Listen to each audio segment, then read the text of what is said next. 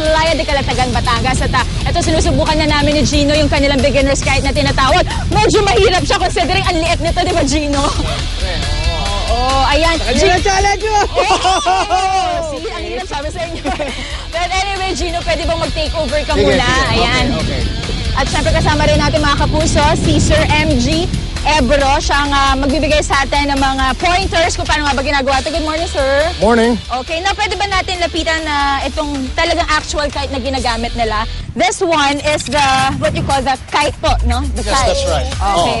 Tapos ito yung talagang ginagamit pag nilo-launch for sa dagat. Tama po, sir. Alright, sir, basics. Ano ba yung mga dapat na alam namin kapag gusto namin mag-kiteboarding? Most important is training. Okay, kasi medyo may element ng danger itong sport natin na ito. Kasi malakas rin yung hatak at power ng kites, no? So, for beginners, talagang ini-encourage namin sila na to take proper lessons, no? With the proper safety requirements from an approved instructor, from an experienced instructor.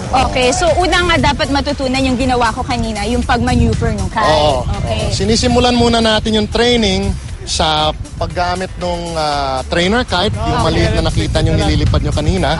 Tapos pag nakita nung instructor na medyo competent na kayo at comfortable na kayo sa pagdala at paghawak ng trainer kite,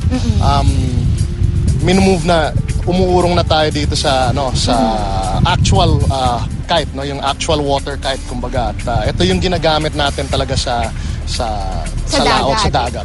Okay. Now sir, given na we know how to maneuver na, no? So dadali na tayo sa dagat. Tapos suot na natin yung equipment. Again, the harness, the kiteboard, at syempre yung ating malaking kite. Ano po yung mga dapat na alam namin once na launch siya sa dagat?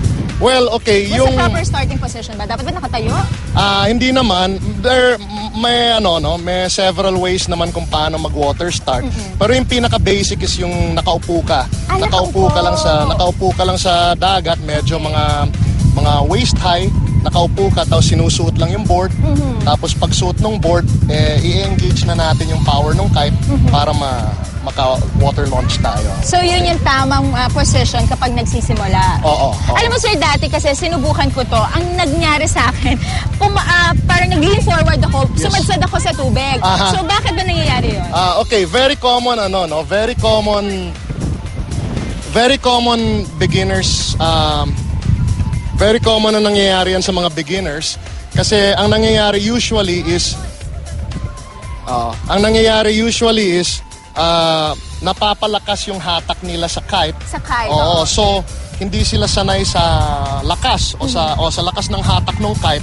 So pag hatak ng kite sa kanila dito sa harness hook, nahahatak sila tapos yung board nagiging parang tumataob yung board tapos sumusubsob tayo sa tubig. No? Very common mistake yon. So pag natutunan na nila yung tamang input, maneuver po, okay na siya.